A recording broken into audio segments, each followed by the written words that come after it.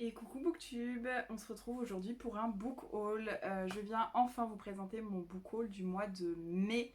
Je suis un petit peu à la bourre, mais pour cause, vous voyez derrière moi une de mes raisons, c'est que entre temps j'ai aménagé un petit peu chez moi et j'ai pu enfin commander des Billy, monter des Billy et remplir des Billy.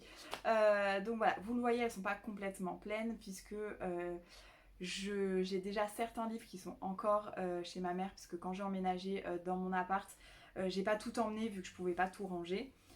Et puis là, les piles de livres un peu partout chez moi, c'était plus possible. Donc voilà, j'ai enfin acheté des Billy et en fait au mois de mai, à la base j'ai plus ou moins fait un no-buy, sauf que j'ai quand même fait une commande. Gibert pour des graphiques. Certains graphiques que je voulais depuis longtemps étaient dispo. Donc voilà, donc ça va être un book haul graphique majoritairement. Il y a un livre que je vais vous présenter parce que j'ai été à une dédicace et donc on va commencer par ça. Je pense que comme ça au moins c'est fait et vous savez que tout le reste c'est des graphiques. Au mois de mai, j'ai été du coup assez raisonnable. En livre, puisque j'ai acheté des bibliothèques. Donc forcément, d'ailleurs, vous me voyez là, je suis installée sur un pauvre tabouret. Là où vous êtes posé, c'est très provisoire puisque c'est un meuble qui va basculer dans ma salle de bain et qui est en plein milieu de ma pièce pour le moment. Donc, je ne sais pas du tout comment prochainement je pourrai éventuellement continuer à tourner ici, mais là j'ai l'occasion de le faire et j'essaierai quand même de vous tourner peut-être au moins les book hauls du coup devant la bibliothèque. Je ne sais pas, je verrai. Et vous voyez, j'ai le book haul de juin à vous tourner. Et ça, c'est mon book haul de mai. Donc il n'est pas très gros, donc j'ai décidé de le tourner comme ça entre deux trucs pour vous le publier assez vite parce que j'ai déjà assez de retard étant donné qu'on est quand même fin juin. Voilà, bon, si je vous publie le book haul du mois de mai, tant qu'on est encore en juin, même si c'est le 30, ça va. Donc on commence tout de suite pour pas faire traîner les choses plus longtemps avec un roman, le seul roman de mon book haul de mai. Il s'agit des Lendemains de Melissa d'Acosta. J'espère que la luminosité ça va, parce que c'est un premier test de tourner dans cet endroit-là. Melissa d'Acosta, Les Lendemains, que j'ai pu voir en dédicace. Elle était à la librairie Autour d'un livre à Cannes en dédicace au mois de mai. Et c'était vraiment l'occasion. Je venais de terminer en plus quelques jours, non, quelques semaines quand même, une ou deux semaines avant, Tout le bleu du ciel que j'ai beaucoup aimé. Alors, qui a peut-être pas été un énorme coup de cœur parce que j'en attendais beaucoup, mais que j'ai adoré quand même en fait. Et je pense que je peux quand même dire que c'est un coup de cœur, mais ça m'a pas non plus transcendé autant que certains livres l'ont fait parce que j'en avais beaucoup entendu parler, parce qu'on sait comment ça se termine.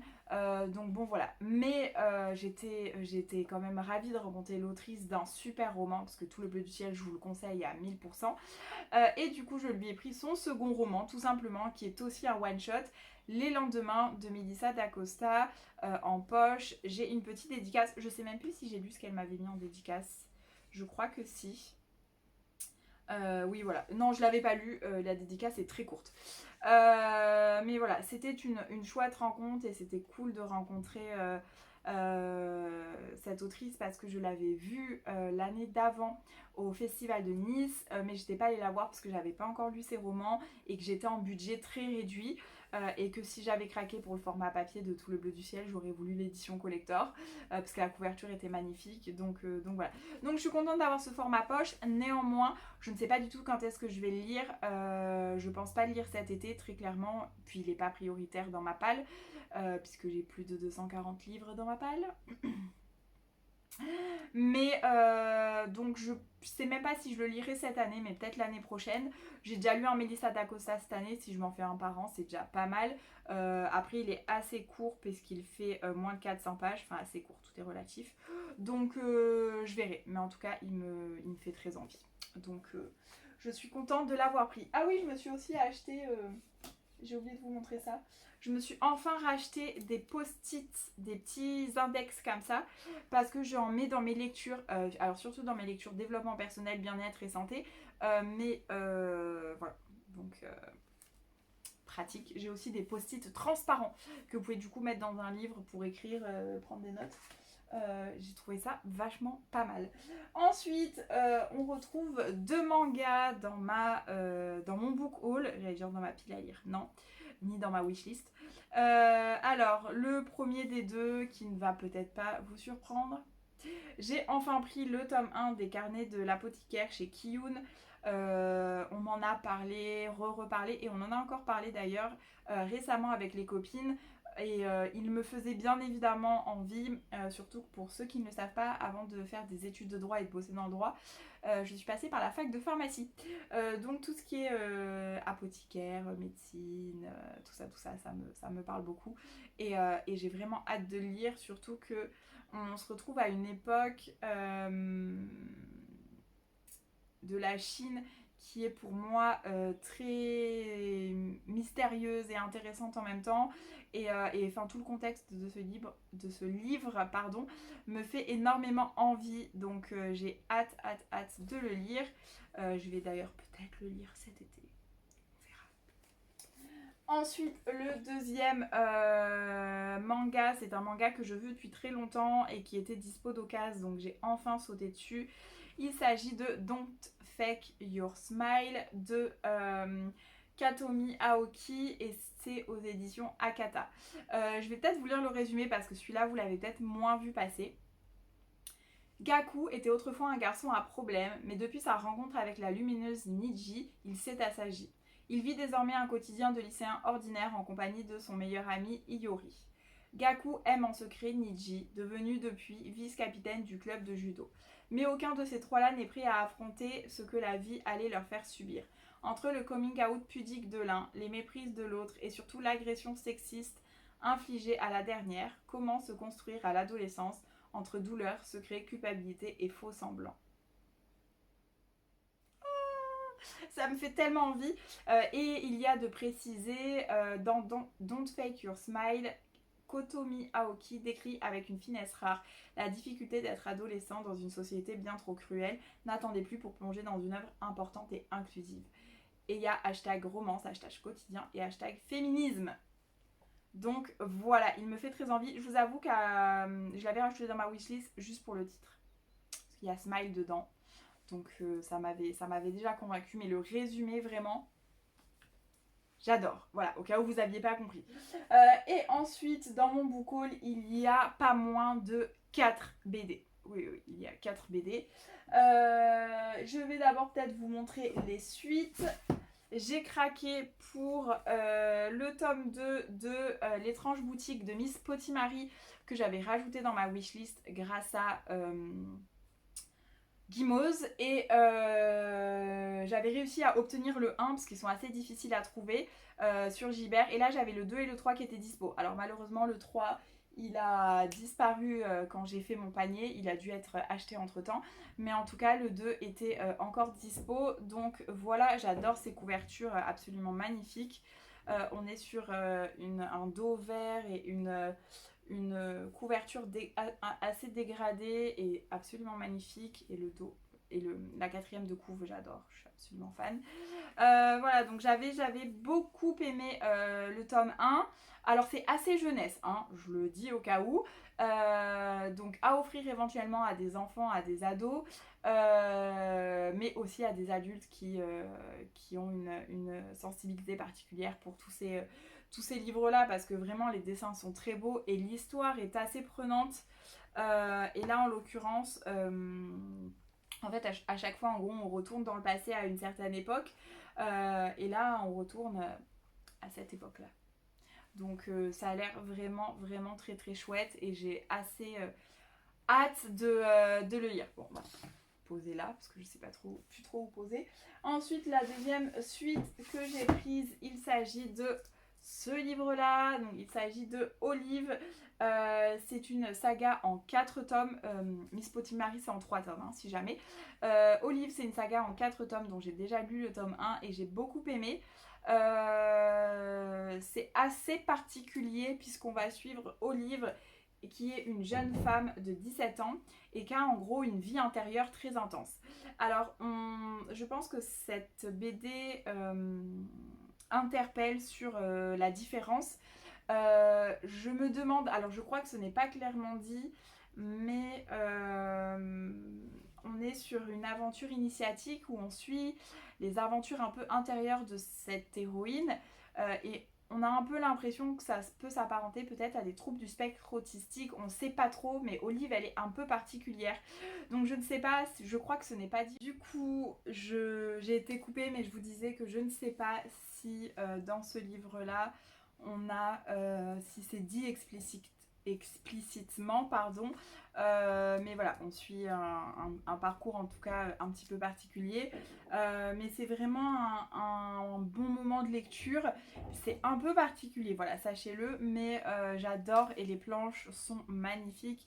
Bon là c'est un tome 2, mais je peux vous montrer peut-être une planche pour vous montrer un peu la colorisation, voilà. C'est absolument magnifique. Donc voilà pour la deuxième BD. Alors attendez, parce que le tabouret n'est vraiment pas agréable. Et ensuite, ce sont deux nouvelles sagas qui viennent de sortir, dont je voulais absolument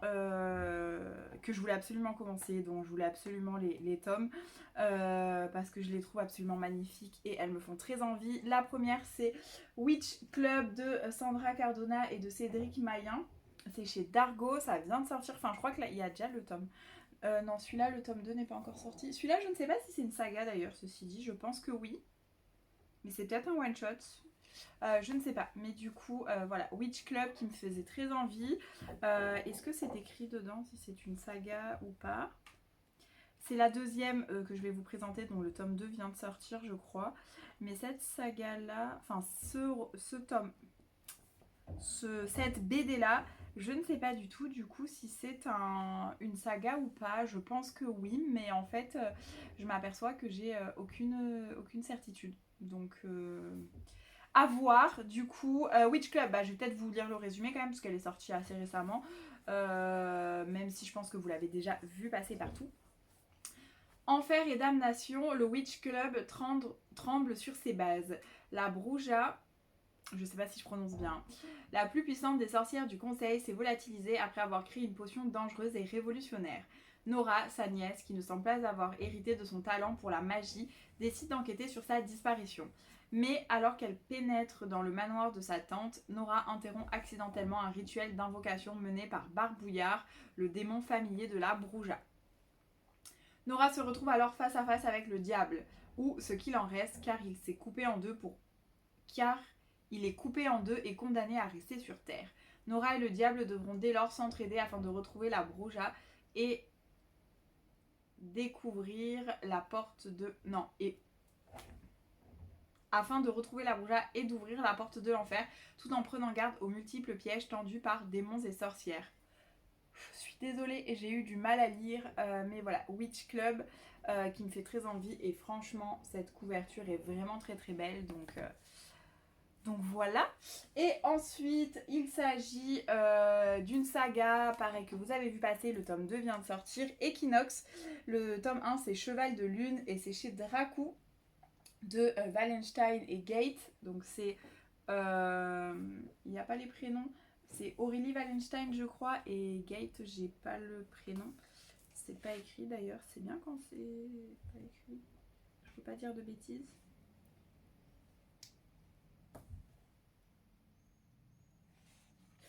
Alors, ah bah tiens, je viens de voir que c'était un service de presse qui avait été revendu.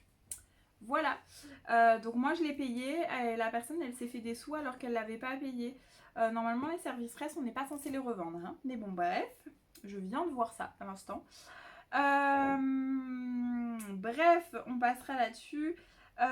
Du coup, je vais vous lire le résumé. Là, il y a écrit que c'est un volume 1 sur 5.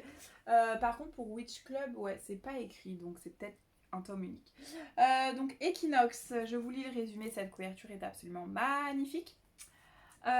Sur Equinox à la pleine lune, tous les humains se changent en animaux. Tous les humains se changent en animaux. Kamara, Aileen, Soalia et Céliane sont des adolescentes inséparables, de vraies sœurs de cœur. À la pleine lune, elles se métamorphosent en chevaux fantastiques. Cheval étoilé, cheval taureau, cheval ailé et licorne fleurie. Elles sont fortes, libres et sauvages. Jusqu'au jour où la lune, victime d'une collision céleste, éclate en 1000 morceaux. La catastrophe est terrible pour Equinox, le climat se dérègle, les gens terrifiés deviennent dangereux, les transformations oscillent entre l'humain et l'animal. Que peuvent faire Kamara et ses sœurs pour sauver ce monde qui s'effondre? Voilà, ça a l'air vraiment pas mal. J'aime beaucoup le concept et franchement, faut dire ce qui est. Cette couverture est absolument magnifique et les dessins dedans sont tout aussi magnifiques. Donc voilà pourquoi je l'ai pris. Parce que par exemple, il n'y a pas longtemps, alors je saurais plus vous dire laquelle c'est, mais il y avait une BD dont la couverture me donnait très envie. Et quand j'ai ouvert la BD, j'aimais pas trop les dessins. Donc voilà, je l'avais enlevé de ma wishlist. Je ne saurais plus vous dire quelle BD c'est. Mais c'était une BD qui était sortie en début d'année, je crois. Et la couverture me tentait vraiment. Mais en fait, les dessins, pas tant que ça. Donc, du coup, voilà. Et ben, ça y est, c'est terminé. Je vous ai présenté donc 4 BD, 2 mangas et un roman quand même, puisque j'avais fait une dédicace. C'est quand même, je trouve, un beau petit book haul, mais il est assez petit contrairement à d'habitude. Donc voilà, n'hésitez pas à me dire en commentaire quels sont vos derniers craquages graphiques, que ce soit manga, roman graphique, BD, voilà. Tout ce qui est rentré récemment dans votre palle ou dans votre wishlist, je veux savoir. J'ai pas une wishlist qui déborde assez, donc je veux la remplir de vos envies et de vos achats. Voilà. Pour info, ma wishlist dépasse les 300 livres sur Glyph. Bref, sur ces bonnes paroles, je vous laisse. J'espère que ce petit book haul graphique vous aura plu. Et puis, vous retrouverez mon avis sur certains de ces livres-là bientôt, je pense. Donc voilà, j'ai hâte de vous montrer ça. Et je vous dis à très vite pour une nouvelle vidéo.